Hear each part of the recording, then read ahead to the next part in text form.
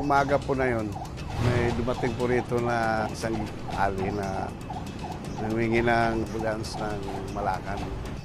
Kasi yung kanilang pasyente nandito sa St. Francis Hospital, ililipat po ng Antipolo.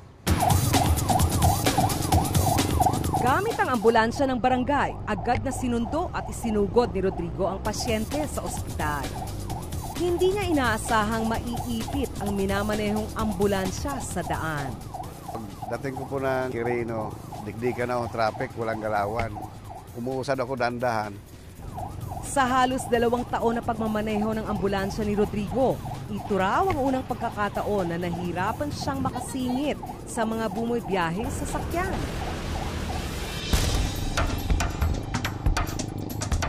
Ang pangyayaring ito nakunan ng video. Makikita ang isang rider ng motorsiklo na tinatahak ang kahabaan ng matraffic na highway. Maririnig din ang sirena ng ambulansya. Maya-maya pa, nagmamadaling nagmaneho ang rider papalapit sa ambulansya.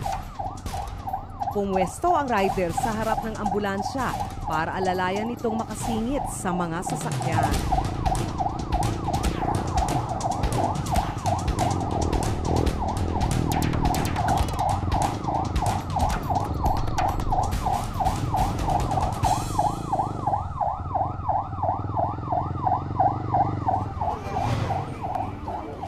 Samantala, ang pasyenteng lula ng ambulansya na si Nestor, walang kamalay-malay sa mga nangyayari dahil sa iniindang sakit. Nakahiga lang po ako dahil nahihilo ako eh.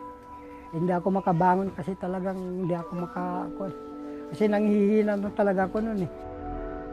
Naimpeksyon kasi ang pigsa sa kanyang kanang kamay, dahilan para mamaga ang buo niyang braso. Mula Bulacan ay kailangan pa nilang bumiyahe pa Antipolo dahil naroon ang ospital na accredited ng kanyang pinapasukang kumpanya. Sa kasalukuyan ay mabuti na ang kalagayan ni Nestor pero kailangan pa rin gamutin ang sugat sa kanyang kanang braso. Construction worker si Nestor.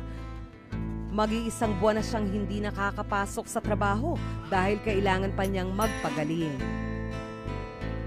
Hindi man nila nakilala ang rider, labis-labis raw ang pasasalamat nila sa nagawa nitong tulong. Nagpapasalamat po kami sa kanya dahil po yun.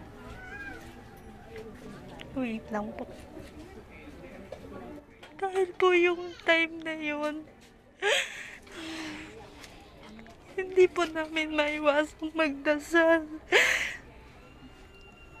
Dahil sa papa ko po, nagpapasalamat po kami sa ginawa niyang yun. Kahit sa ganung paraan lang po nakatulong po siya. Maraming salamat po. Kung mabibigyan ng pagkakataon, gusto raw nilang makilala ang rider para mapasalamatan ng personal.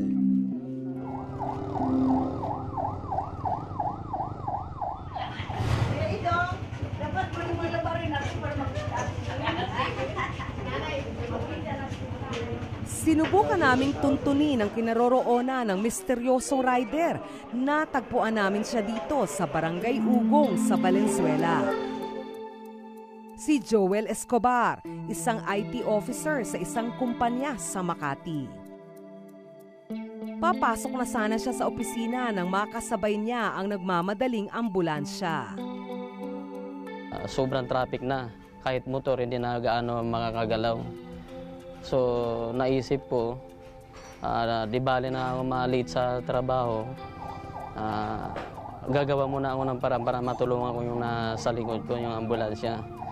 Kasi naka-stuck na siya doon, hindi na tumitigil ng wang-wang. Bali, ang ginawa ko lang ng paraan, nakikikatok na lang ako sa mga sasakyan na konting space lang para makakadaan lang yung doon yung ambulansya.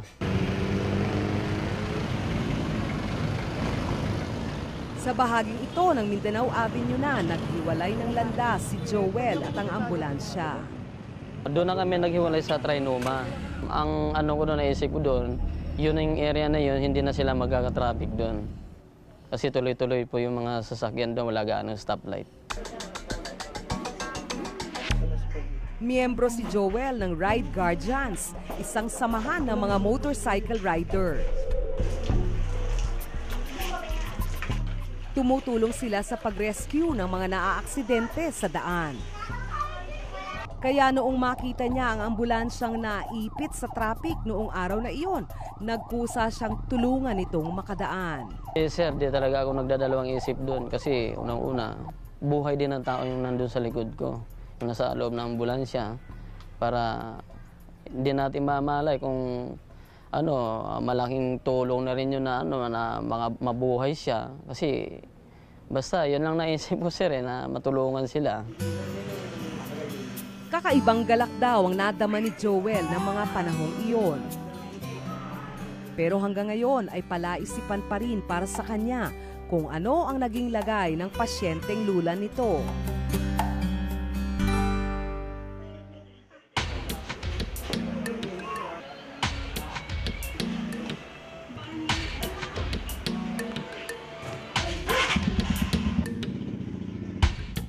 Dahil hindi pa nagkikita sila Joel at Nestor matapos mangyari ang insidente, kami na ang gumawa ng paraan para sila ay magkatagpo.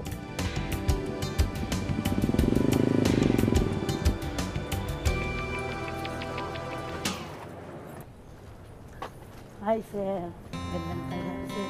Ayun pala sa nag-assist, sir, sa amin noon. Opo. Thank you, sir, ha. Hindi ko alain namin na patrol lang sumusunod sa amin, sir, eh. Sige po. Salamat po. Sige po, tay. Tulong niyo. Sino po yung yung pasyente po? Ayun po, nakahinga.